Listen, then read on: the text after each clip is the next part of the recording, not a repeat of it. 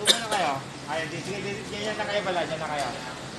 So, ang next na ituturo natin is how to extricate yung VIP natin na kayo na lang dalawa. Okay. So, assuming na pin down yung yung driver. Okay. What I mean is pag pin down, patay na yung driver, no? Ngayon, ang survivor lang is yung EIC at saka yung principal. Okay. So, ang line of fire natin is dito sa Harapan. contact front, di ba? Dito sa harapan. Ambush front.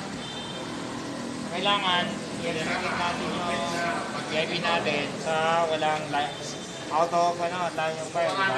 Dapat dito natin i-execute yung kunyari, pag dito yung principal natin, kunin natin yung principal dito.